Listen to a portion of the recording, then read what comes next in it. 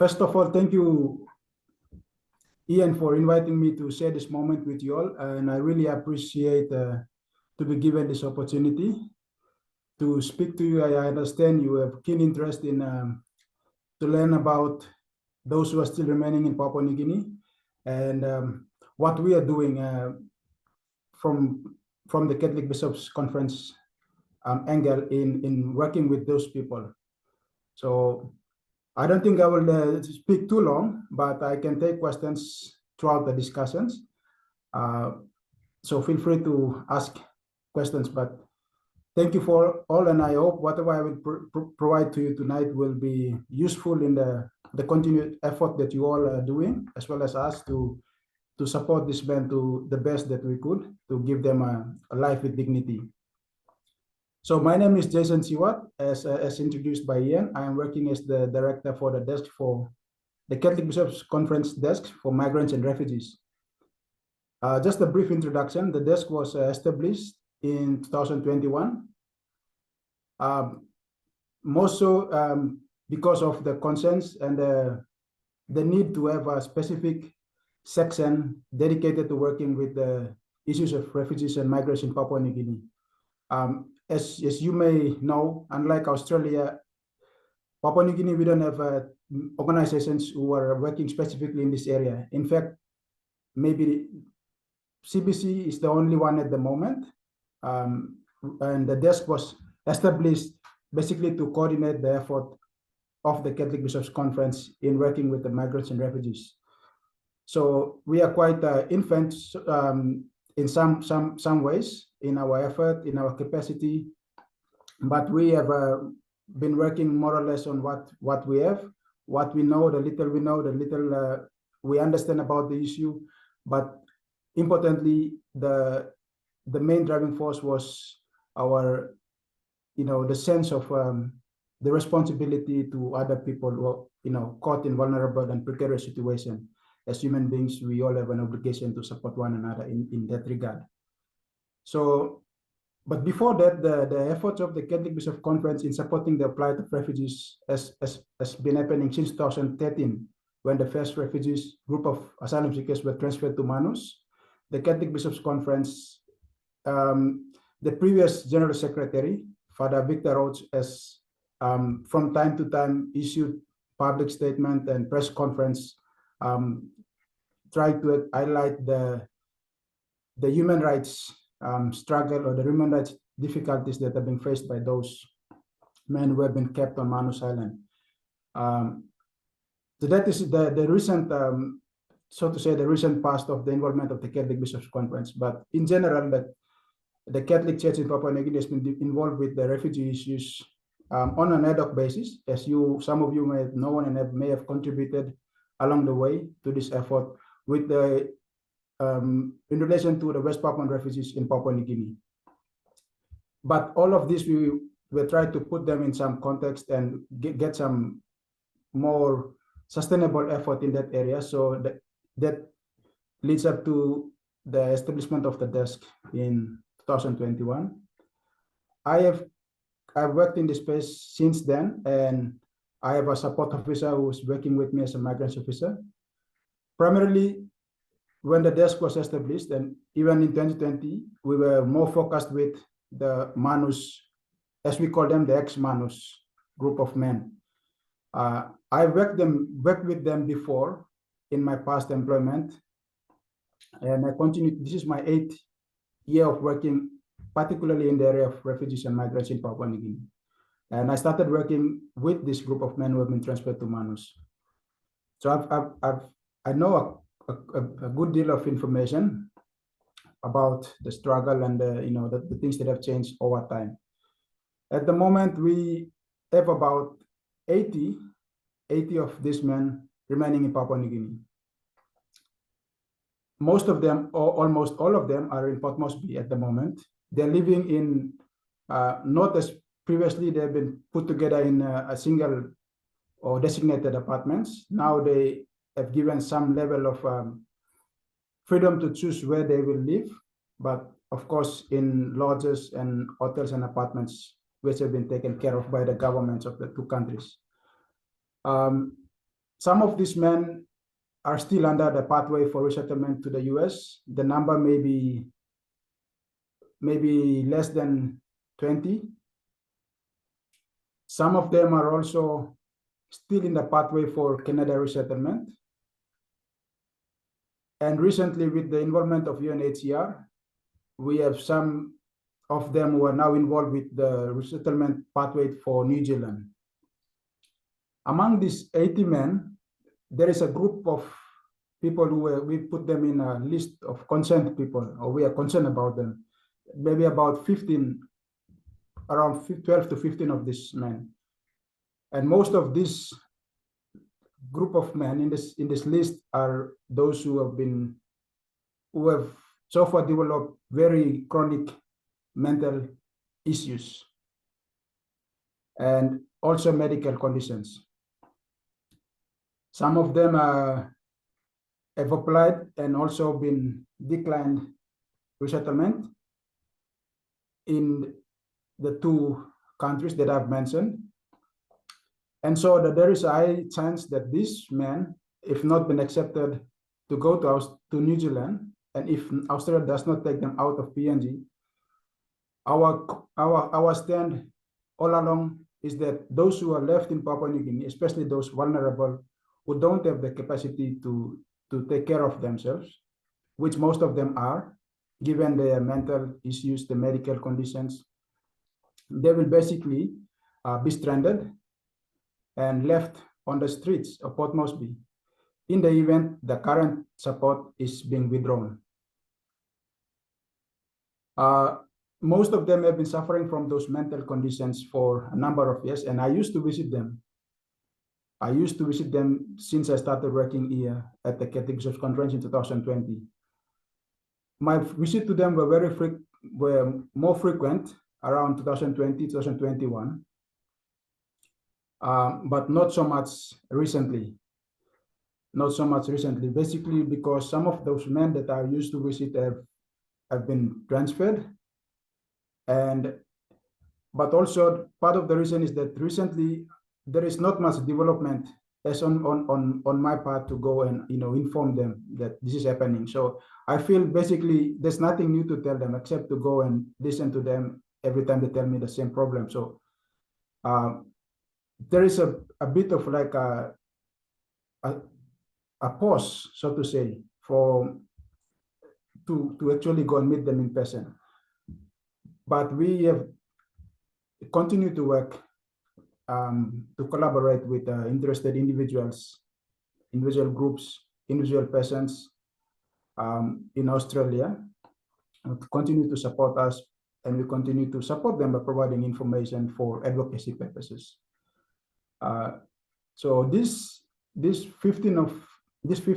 15 or 12 of these men, like I said, the majority of them are in a very difficult mental condition that they cannot even consent or put down a signature on a piece of paper saying that they want to be evacuated, or they accept an offer for resettlement, or they want to repatriate or be returned to their country.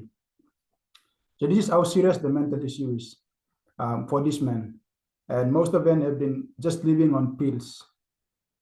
If you ever have the chance to go into the room, I have been going to the rooms, and you can see packets of medication lying there, some appliances to check their own blood pressure, their blood sugar.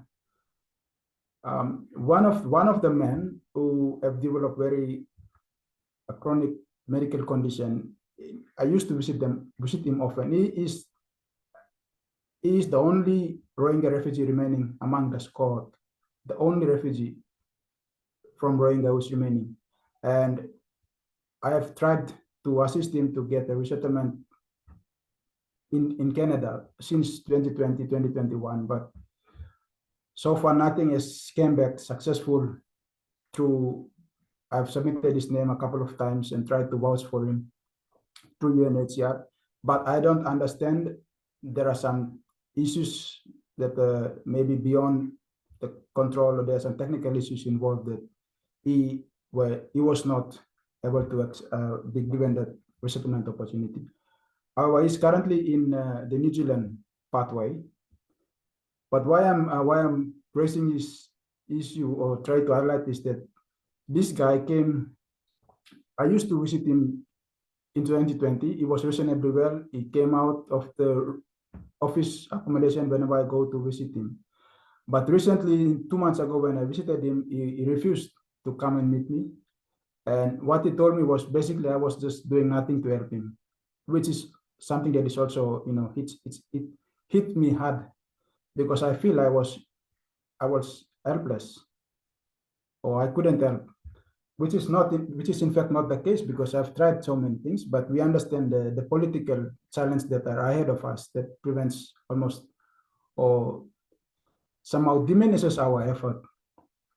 And after visiting, after he gave me the access to go and talk to him, I really sense the desperate situation that this gentleman is facing. He has a family who is back, not in Myanmar, but in the Kutapalong refugee camp in Bangladesh. He has a son who is living in Malaysia under UNHCR, and he is here. He has been separated from them maybe for about 7 years before he actually embarked on the journey to come to Australia. So now it's been almost more than 15 years he's been away from his family. Yeah, you couldn't stand to talk to him and to see his condition to try to, when you listen to what he's telling you. And he showed me into the room and showed me the things that he used to check his blood pressure, the amount of medication on the table. And he told me that he is in fact prepared to die. There is no more hope for resettlement. There is nothing else can happen for him. He's just waiting for the moment to die. And he accepted the fact that he will die one day. He told me every time I wake up, I just check my blood pressure, blood sugar, and I know I'm going to die anytime. So this case highlights the level of how desperate and precarious the conditions of some of the men who are left behind in Papua New Guinea. And most of them are around the age of 40, going 50, elderly. But on top of that, there are some of same group of people who don't have the language or the skills, the capacity to continue to live in Papua New Guinea if they are not taken out of the country. They cannot even look for a job. Even if they get a job, they will not last because of the language barrier and because of the long dependence they have on the services that have been provided to them. And even some of them do not wish to stay in Papua New Guinea. So that even makes them maybe, let's say, not fit to continue to live in Papua New Guinea. So there are these 15 or 18 of them, 12 to 15 that we continue to vouch for. We have provided this list to a number of groups, including ASRC, even UNHCR, because they requested to provide those for the purpose of advocacy and trying to, advocate for the government to take them out of the country or for them to be, given some fair consideration for resettlement. So at the moment, most of these men are still here. The only hospital providing support to them which is the contracted service provider, is the Pacific International Hospital or PIH. I'm discussing this in confidence with you all, and that's what most of the men tell me, that they only give them medication every time they go to the hospital, which is not helpful for them. There is not much apart from the medication they have been given. So maybe in sense of therapy and other things that will complement and help with their situation, there's nothing like that.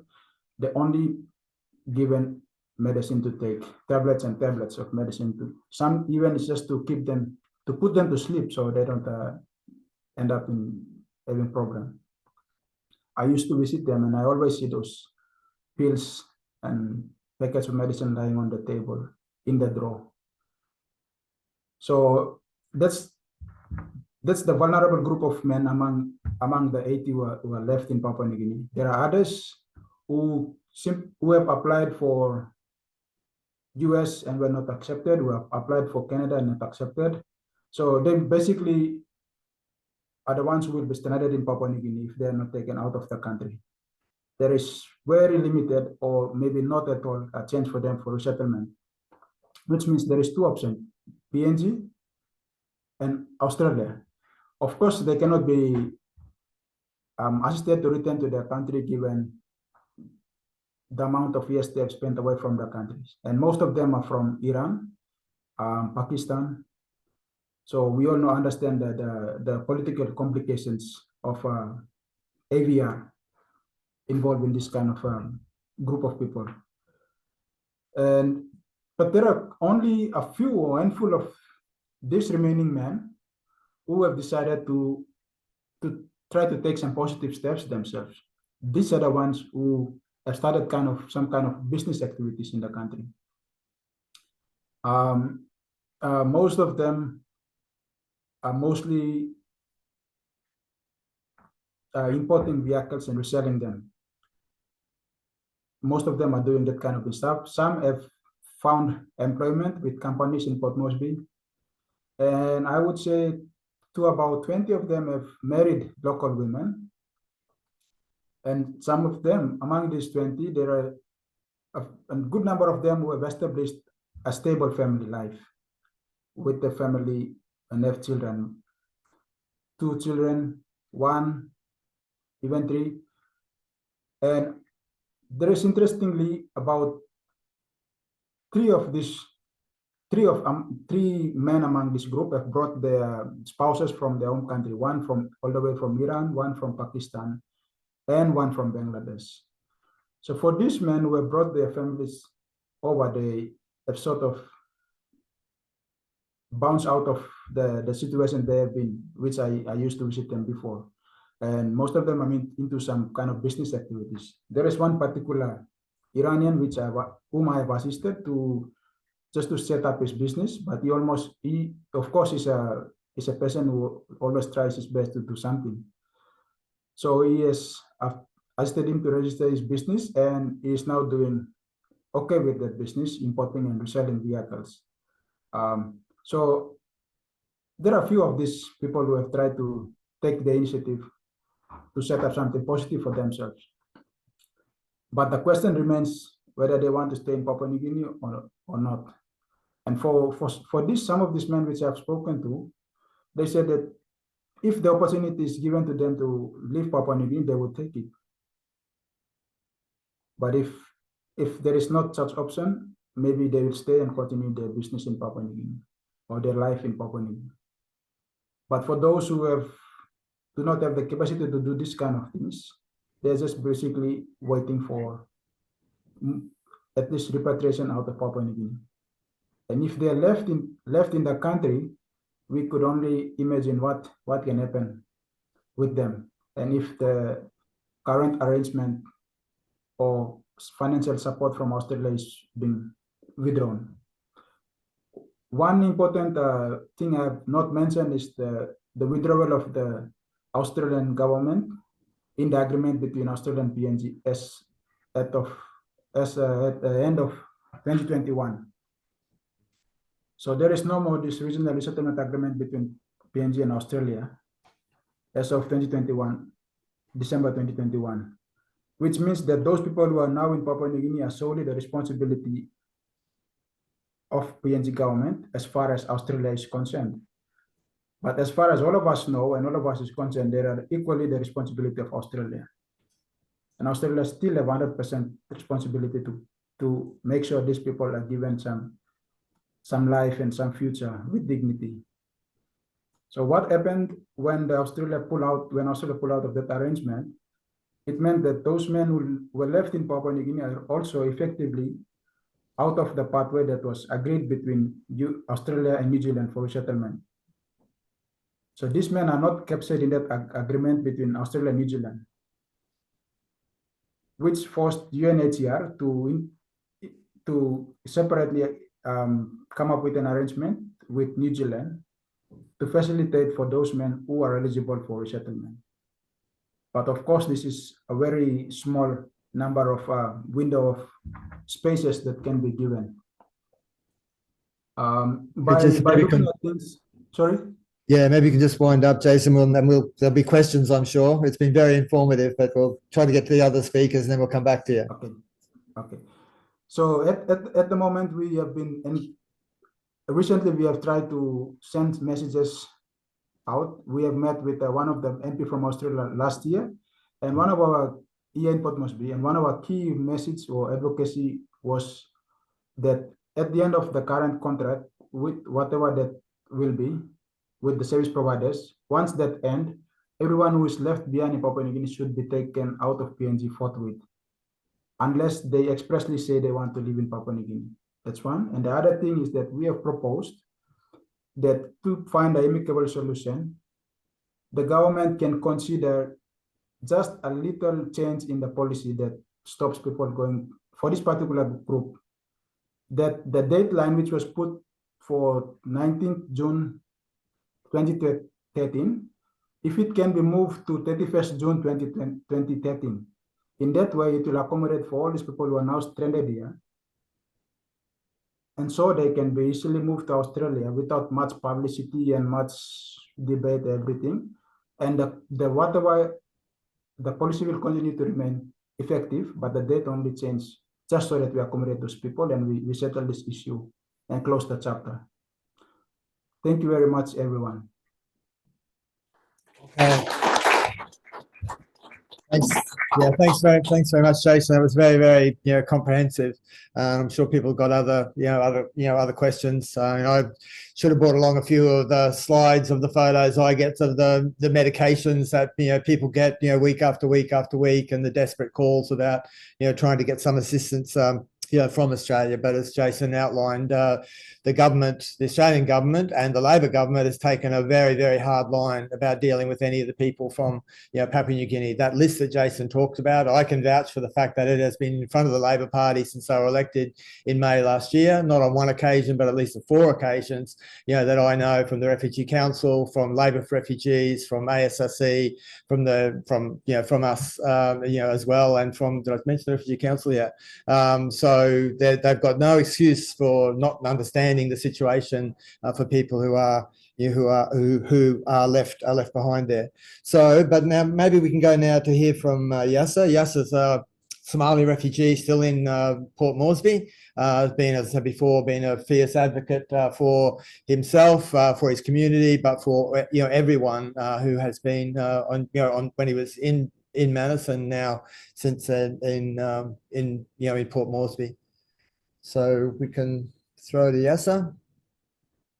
Hello, sir. Hello, everyone. Thanks for giving us that platform to talk and express our feelings. We want to, I will try to make it, summarize it, not to go into too much details. I'm Yasir. I'm from Pakistan.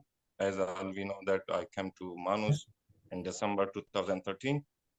And I think a lot of refugees from Manus shares their views and past, so I don't want to go in details. I will try to highlight the current situation in Manus, on PNG. Sorry, we are not in Manus anymore.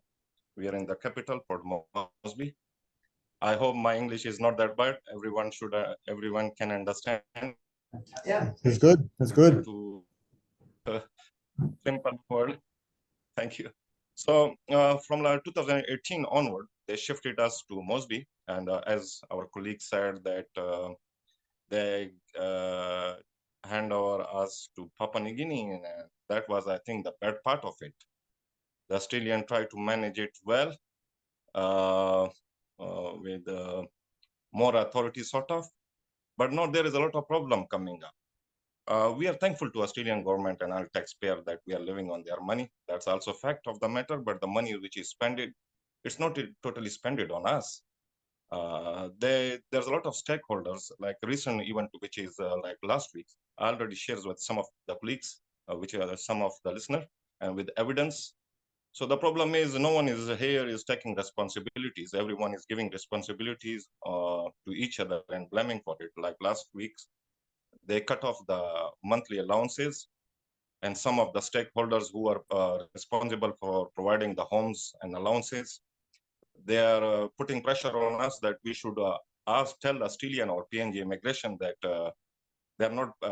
we are not allowed to change accommodations because they are saying that they are not being paid from 9-10 months, and there's like a million of Guinea spending to be paid to them.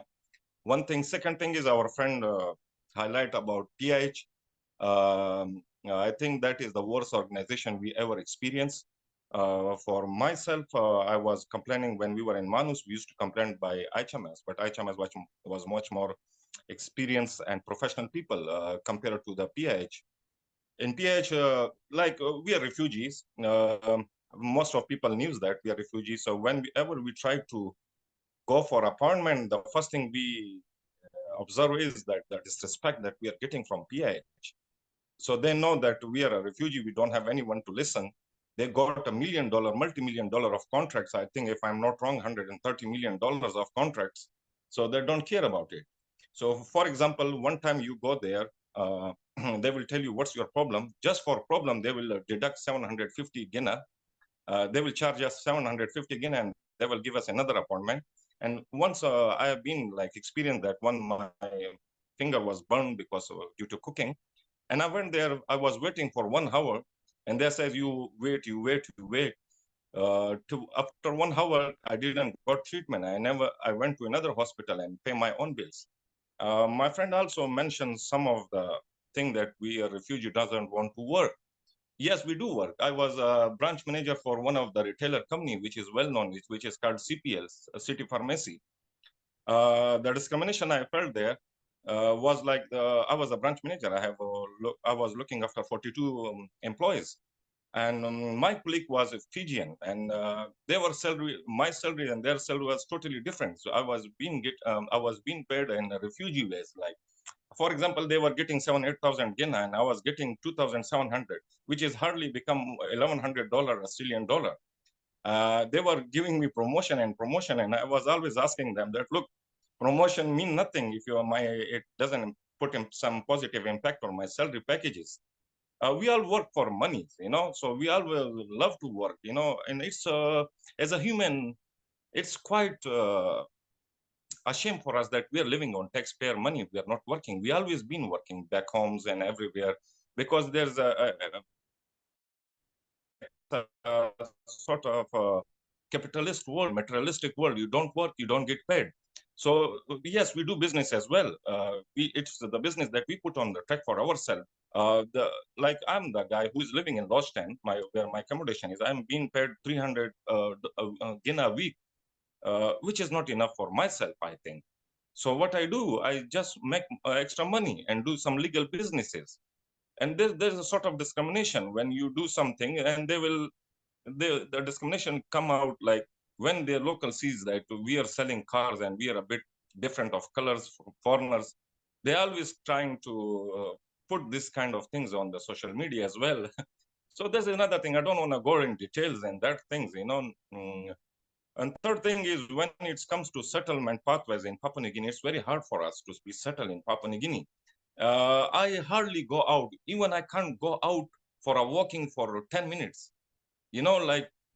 I'm not lying. The Papua New Guinean people are good. They're simple and good people. I'm not saying that good and bad is everywhere. But if it comes to settlement pathways, we never think that we will be settled in Papua New Guinea. And even they will never accept us. Yes, I know some few people of refugee, they think that they will be settled in here. And there was some people, they thought that they will be settled in Papua New Guinea, but they told them, no way that you are settling in PNG. One thing I will also point out about Labour and Liberal government. For me, I think Liberal government was quite straightforward and quite good for us, because they will say that we don't want those refugees. Crystal clear. On the other part, Labour government always thought that they're so human, and they is almost 1 year we don't even talk about us. And the most important thing is, which is the current situation. Current situation is quite uncertain, because people are decreasing and the stress is increasing. People like us, I'm in New Zealand pathway. I'm happily to go and settle anywhere in the world I don't want any option because bigger can't be chooser. I'm sort of a bigger. I can't choose country for myself. You know, it's not that we only go to Australia. No, it's not like that. We can go anywhere in the world. You know, we come to settle in civilized world. We come out from third world countries. You know, so we want to be settled in a civilized world. Like the first thing, two question is being asked from us: why you are here, and what happen if you go back.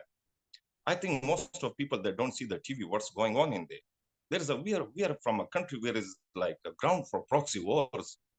You know, that can't be. You can live poorly, but you can't live in uncertain situation, which is always like wars and this sectarian wars or wars with Taliban's. You know, in that kind of situation, you can't build yourself. That's why we take a risk and put our life for a better future. So I don't want to be hypocrites, you know, like I can answer any question. The thing is, I'm sort of nervous to face all these people that watching me. I might be forgetting words to put uh, to make a sentence to how to express the situation in here. Most of us, uh, we fed up as a refugee. We are fed up with each other faces because we have been too long with each other. We see and experience too much. We share that experience of ourselves with others. You know, no, we want some solution for ourselves. Most of people, they think that they will go out of this country, but when we don't know, the process is so slow. If you look at the recent developments, there is a stakeholders, the contract who got contract, they called Chatswood.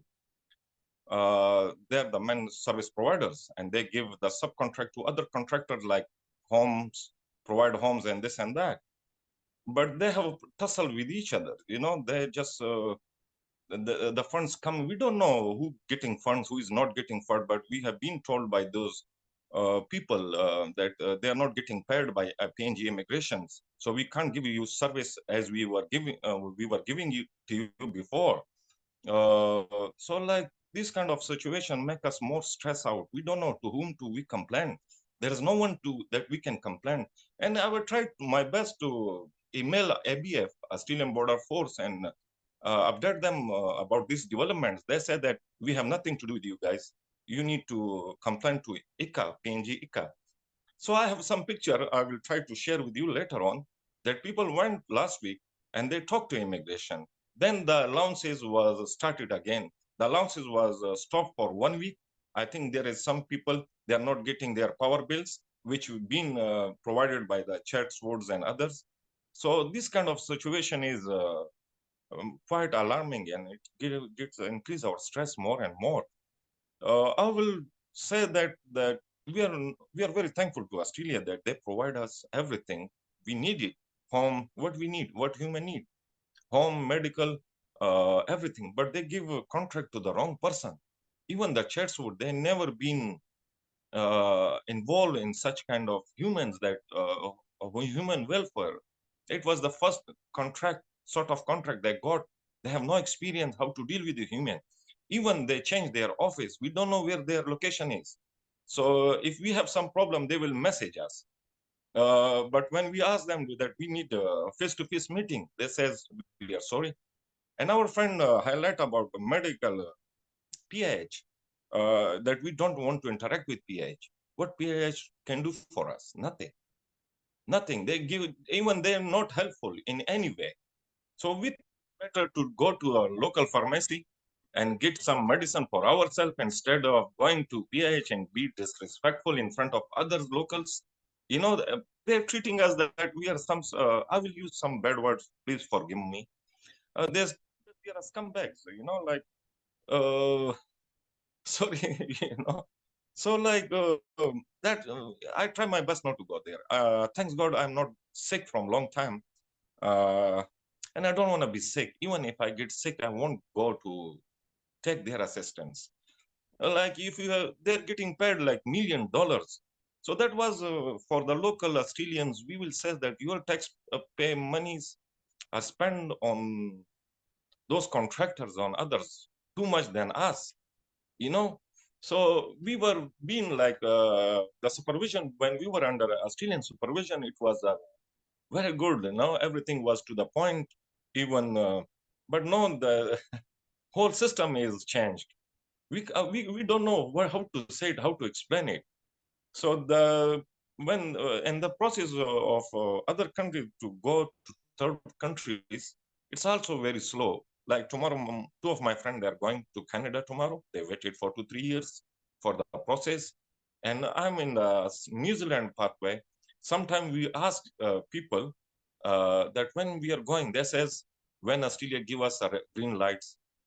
So it's mean that we are still directly or indirectly under Australian observations. Without Australian, we can't do anything. But the problem is Australia doesn't want to take responsibility anymore. That is the thing, you know. If Australia want them that we should leave the country, Papua New Guinea, I think we are hardly 71 people left in here. It's just one flight. We can go anywhere they send us. We don't have any problem. For us, every country is okay. Even myself, I won't ask for any, if they want to settle us in New Zealand or anything. We don't want any, what can we say, when financially helps. We can sort out our problem by ourselves. I think I'm 39, almost getting 40. I think I still have a strength. We always been working back homes to provide for ourselves. We won't expect anything from anyone to provide us money or something, but at least give us a passage.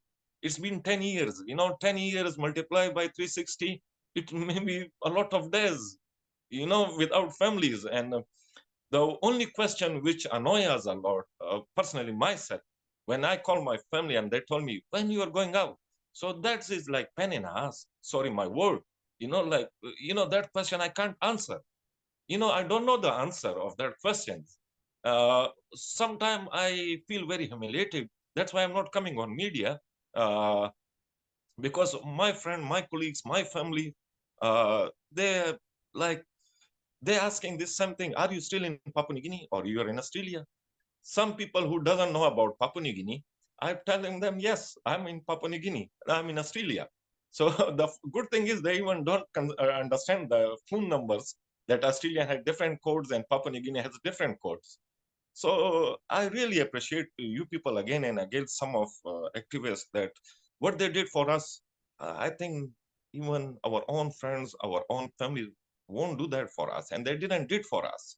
Only this Zoom meeting means a lot for us, that people are giving us time and listening to us. Even our family won't do that for us. You know, thanks all of you. I won't take a lot of time. That's Thank you once more and again and again. Thank you very much. Thanks very much, Yasir. I'm not sure why Yasir is confused, but yeah, thanks very much, Yasir. That might move straight away to Thanus now. Do you want to come out here, Thanus, so you can have my seat? No, that's okay. No, you can. I'm gonna bring up. Yeah, I can get you on the, on the photo.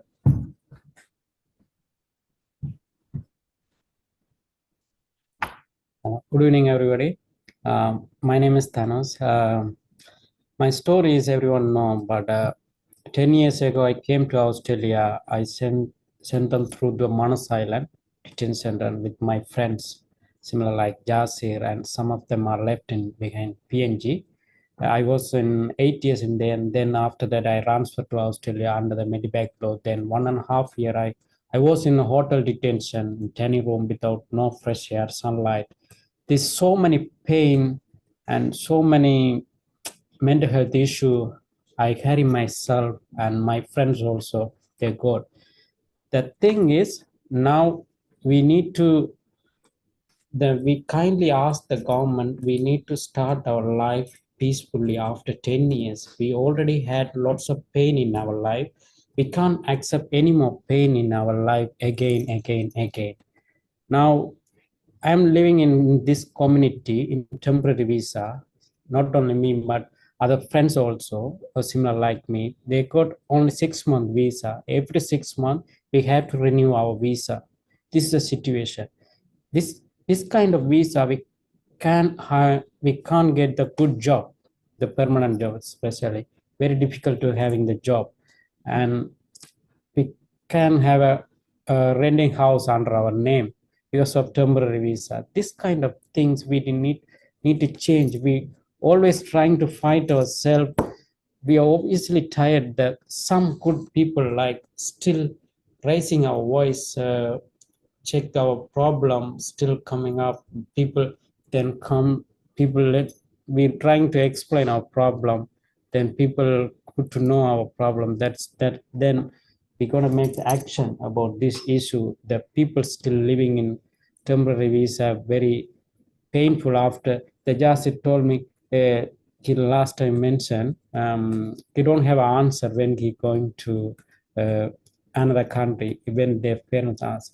Similar me also, when I was in detention last 8 years, my mother asked me, when you going to be released from detention. I don't have an answer for that. Last 8 years, I don't have an answer for that question. When first time I released from detention, I called my mom. I said, I got a freedom. That's really incredible. But on that moment, I realized that my mother was speechless. But me too. But that's the moment I want now everyone, we talking about the people more than 10 years and 12 years still living in limbo in this community, and we separate from family. We can't study rights. We don't have a from flight to overseas. We separate from family. This kind of things we need to sort out. All the people need to permanent resident to pathway to anywhere, but especially but Australia, the agreement with the UNHCR to settle people, more people. But we are in this country very easy. Why they did not give the permanent resident to us? We can start our life in peacefully in this community. That's the thing we need to do this thing. We need to raise our voice. Before 2 weeks ago, we talk about the member of Labour, one MP. We trying to use our raise our voice different any other way. Which way we got, we really appreciated. We trying to get more raising our voice to speak about in Parliament the people who the working inside the Parliament, member of Parliament. We trying to work with them to raise our voice. People definitely need to know our problem, why we having in trouble in this community without permanent solution. We need a permanent solution to pathway. Everyone are human being. They have separate from family long year. We need to rejoin our family. We are also human being. Sometime in night time, sometime when I being alone and I trying to crying myself loudly, but that's kind of pain, but how much painful be separate from family, nobody understand until they have experience in their life. We need to change this situation. We need to all together fight for our rights at the innocent people, like me, like other guys also living in more than 10 years in this community. Thank you, guys.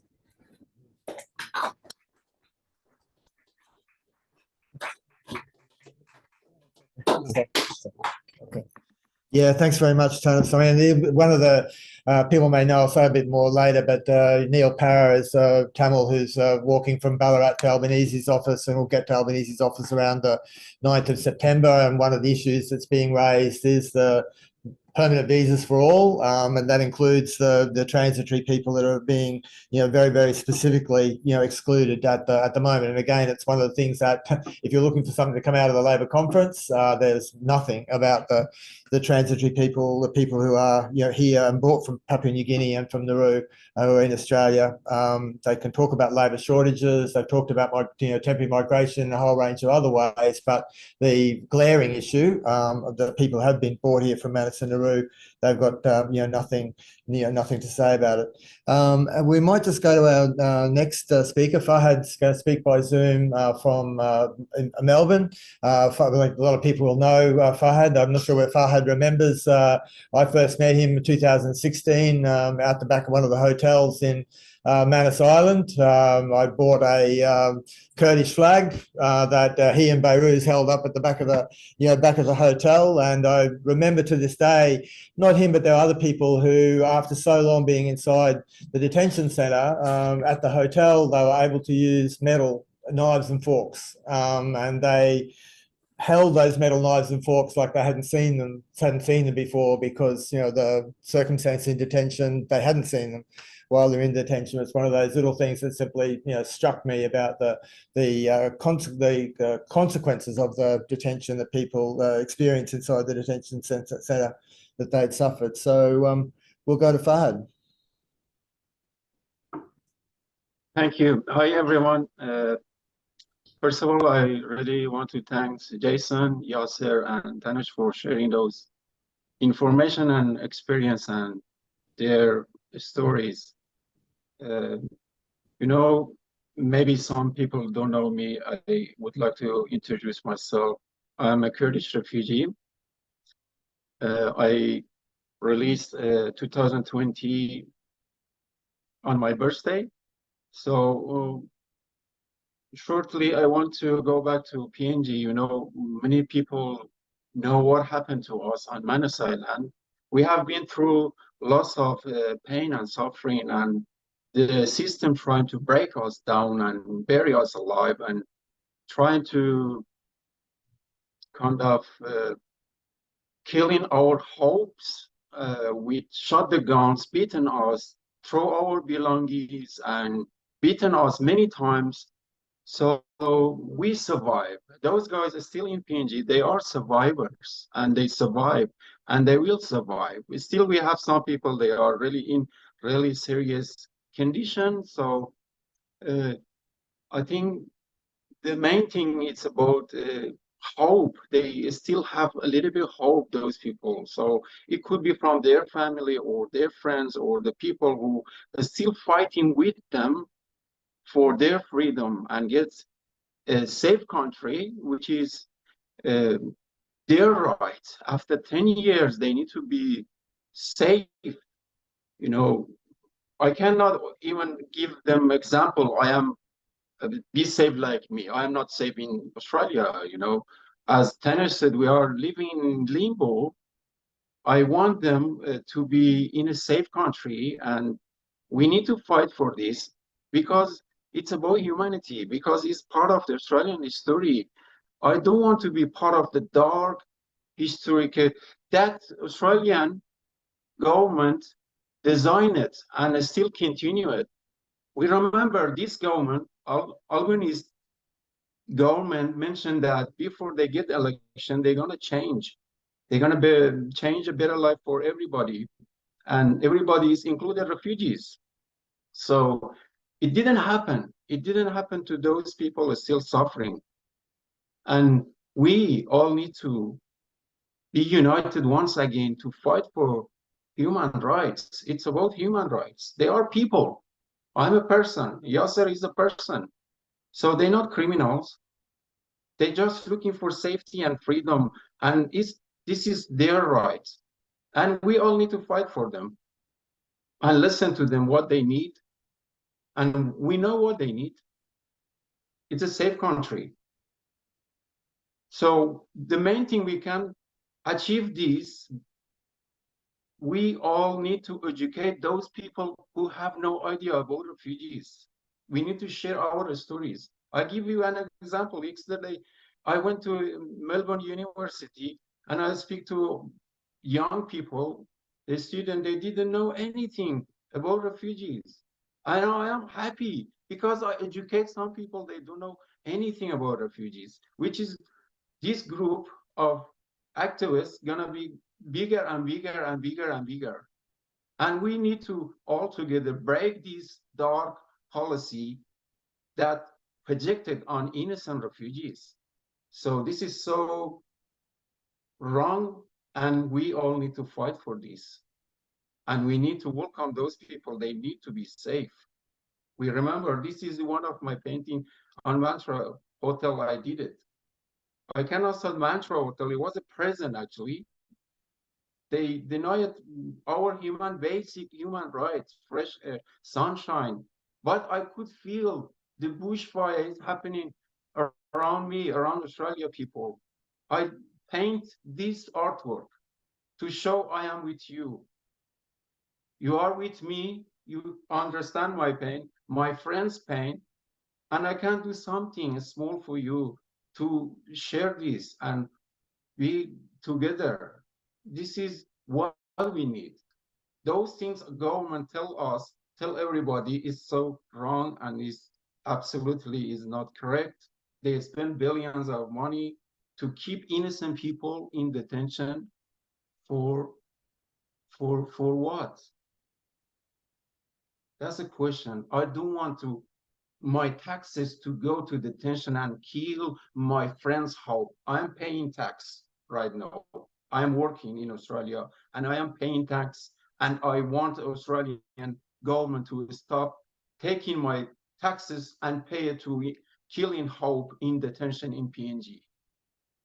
I am not happy with that. And I'm sure you guys also not happy with that. And the best thing is that is we need to fight for this. This is about human rights. Thank you so much for tonight.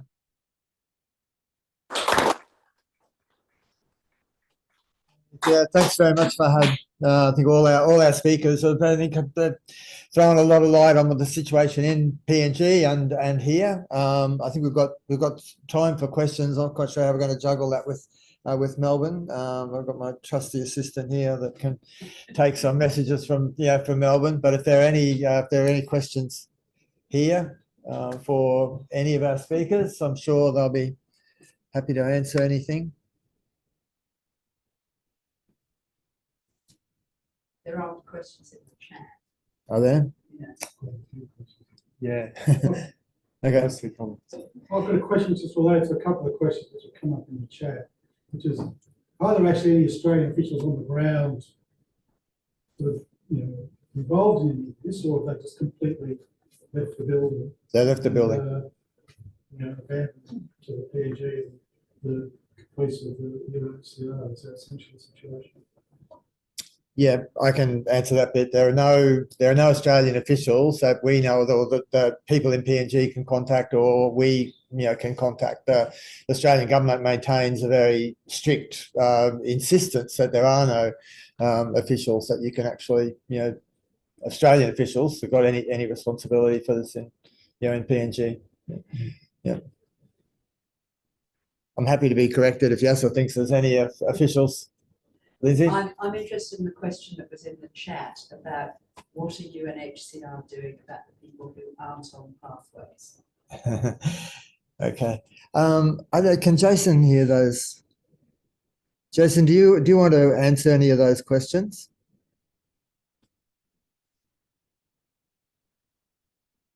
Which question in particular? Yeah, the question is the UNHCR doing anything about the people who aren't on pathways?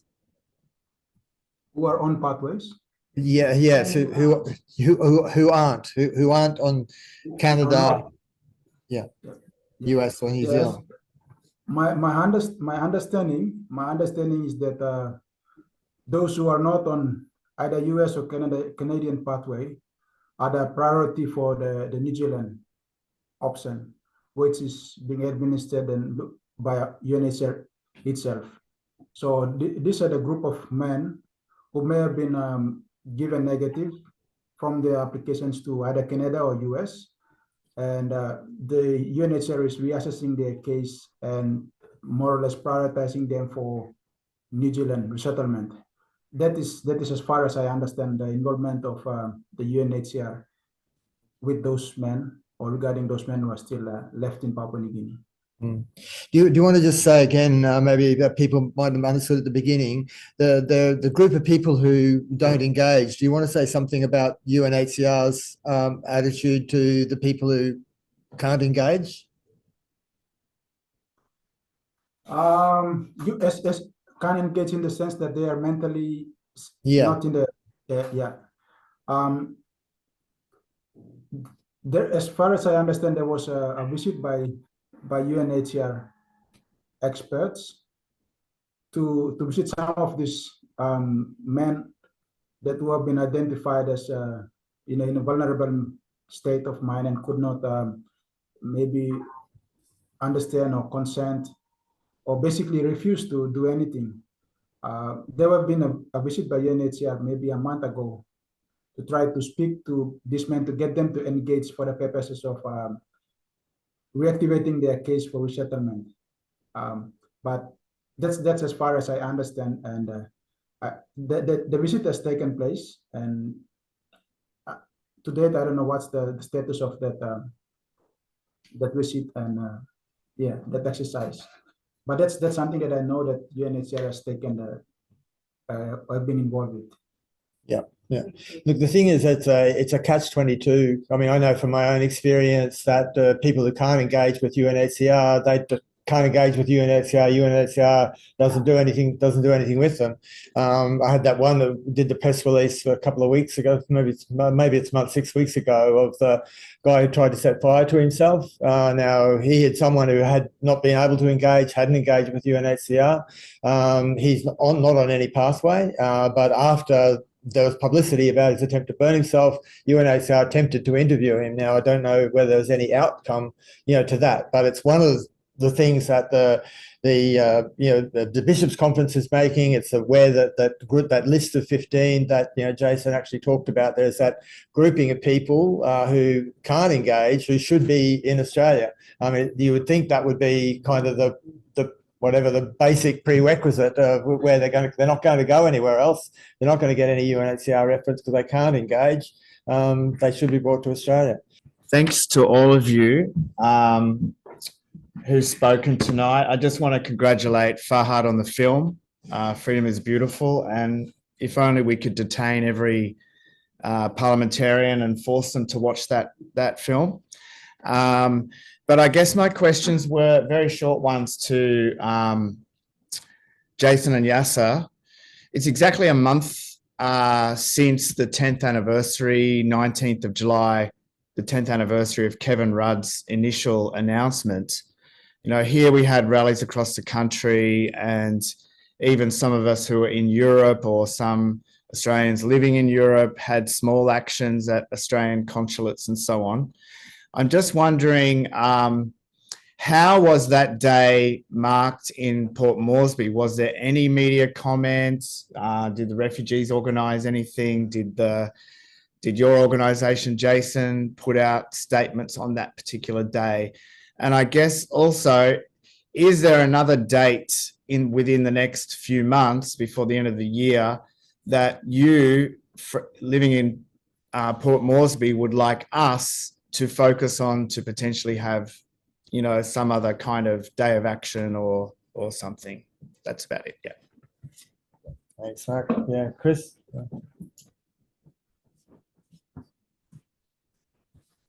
Yeah, just got a comment, if that's okay. I think the crimes that Labor is continuing against refugees are not well enough understood by the general public. Like, the idea that the Labor government can't bring 70 or 80 people here is a joke. They're spending $350 million every year to mothball the Nauru detention centre, to keep it open for no people. And when you're spending that level of money to keep the idea of demonising refugees alive, I think corruption's an inevitable part of that.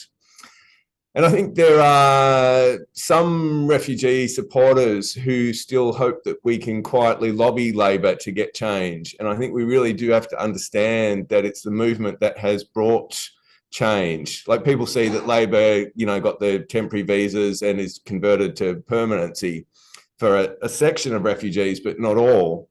But that came from the movement. That was won before the election, from the mass protests, the union action, just like the freedom for Thanus and others was won off the Liberal government by that same protests.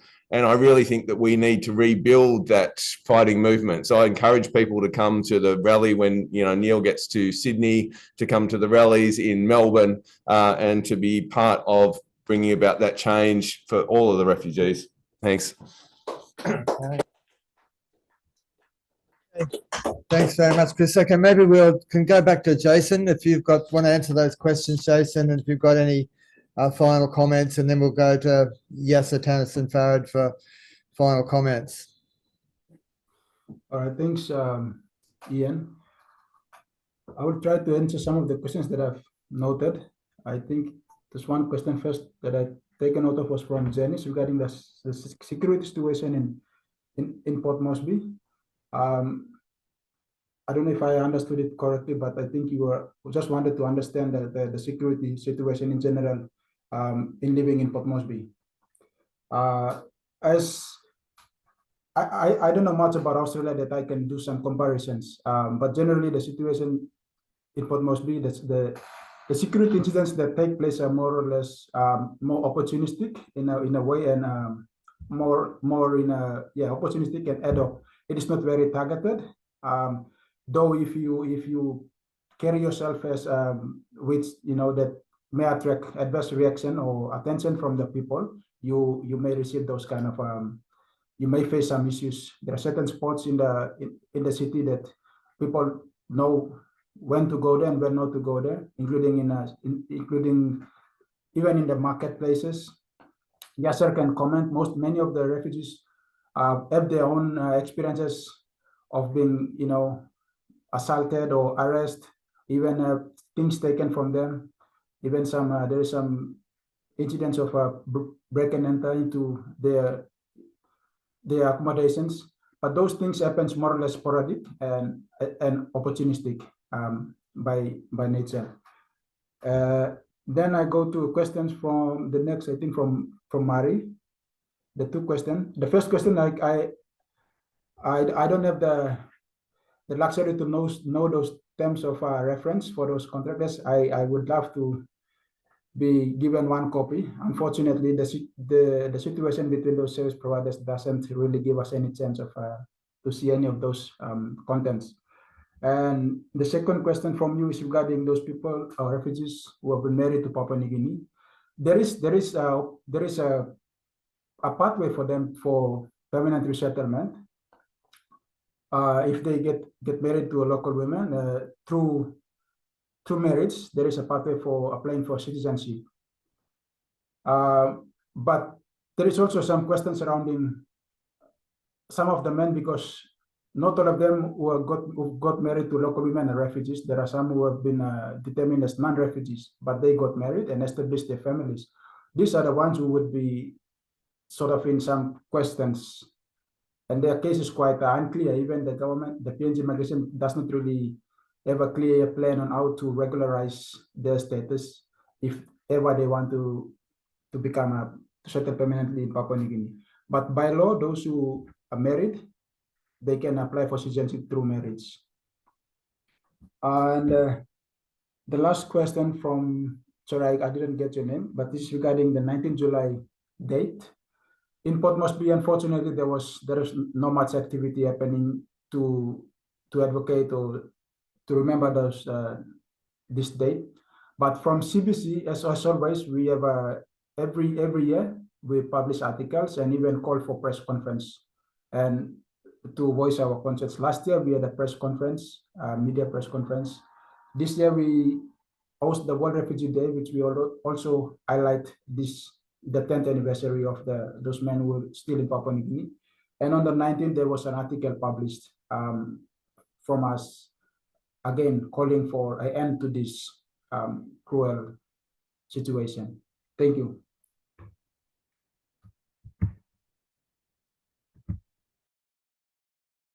Yes, sir. Do you have any, want to reply to any of the questions? Have any final comments? Yes, sir. Sir, just few seconds. Sir, the security situation is there is only 2-3 places that we feel a little bit comfortable, like Bigani, downtown, and East Morocco. Rest is so unsecure. I might not offend Jason, but that's for fact. Regarding 19 May, we forget about that. everyone is busy to handle their stress, because the only fight, which is a difficult fight for every human being, is to fight within self, with the brain, with the heart. Thank you very much.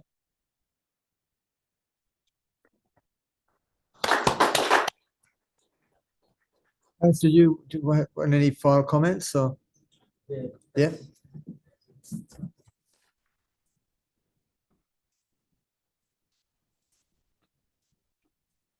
Yeah, that's a thing. Yeah, Farhad last time mentioned about we have to be rejoined to again to get the permanent resident. I have a good experience about this.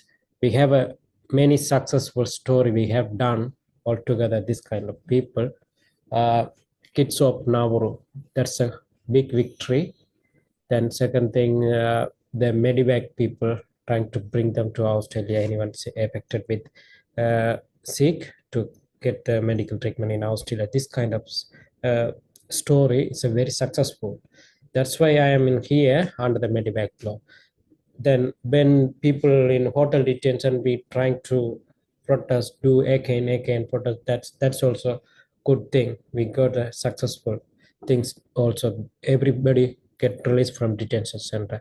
The same thing we have to do again to rejoin to get the permanent resident everyone and get off from people from PNG. That's the thing. This is important to be rebel again to fight for all together united to raise our voice to get the permanent solution for everybody.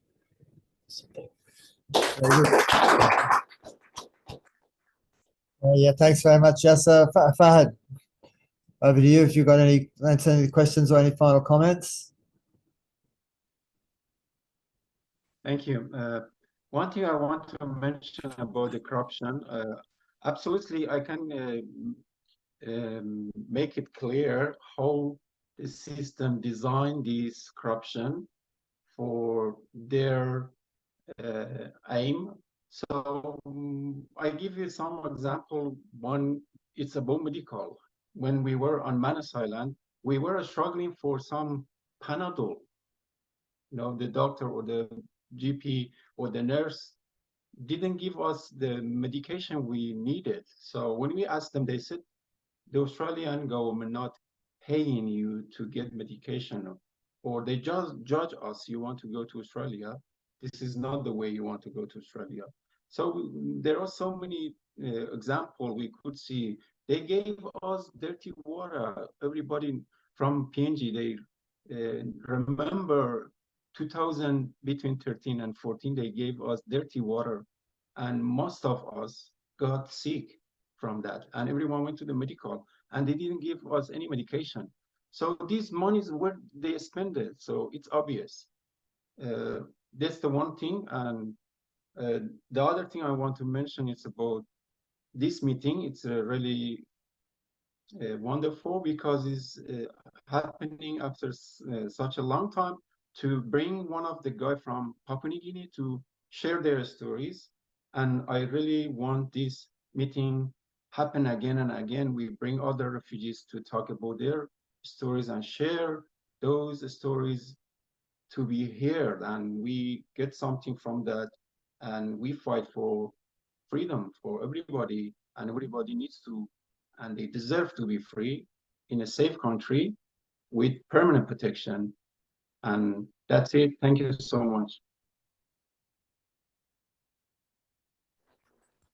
Hey, thanks very much, everyone, for coming in person in Melbourne and Sydney, and on Zoom. Thanks very much again to our speakers. It was very good, and all support from here to Jason for the work that he and his colleagues continue to do to support the refugees who are in Port Moresby. To Yasir, you can extend our solidarity to all the other refugees and asylum seekers who are stuck in Port Moresby. There still is a fight to get everyone everyone here. So I just wanted to finish on that note, really. I couldn't say it any better than Thanus said. It is protest that has worked. In Sydney, the next thing that we'll be doing will be some kind of, I'm not really sure whether it's going to be when Neil actually arrives, but around the time of Neil actually arriving in Sydney, that we'll be having a demonstration. At the moment, we've scheduled it for the 15th. It may be that we can do it a little bit earlier, but stay in touch if you haven't left your name. We'll announce that in the next few days when we've actually worked out when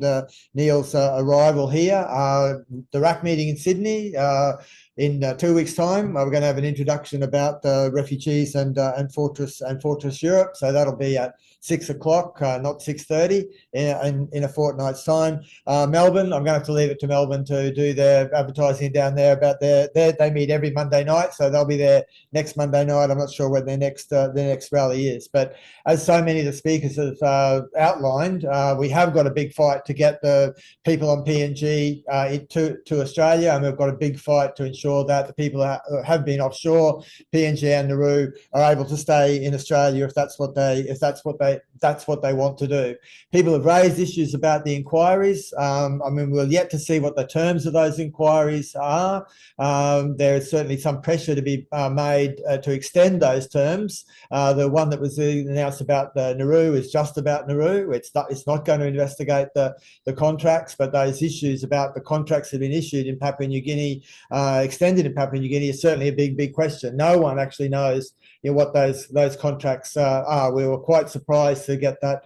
It was a couple of weeks ago now in the Guardian that they indicated that there was, a secret deal to continue funding from under Morrison to continue to fund PNG, but other people have made very, very clear that the degree of corruption, even the guy that actually set up Chatswood, I think it's very, very problematic the way Chatswood itself was created, and the relationship that the guy running Chatswood actually has with PNG politicians, let alone the amount of money that continues to go in to Papua New Guinea. So thanks again, everyone for coming. As other people have said, the struggle's certainly not over. So stay in touch with RAC.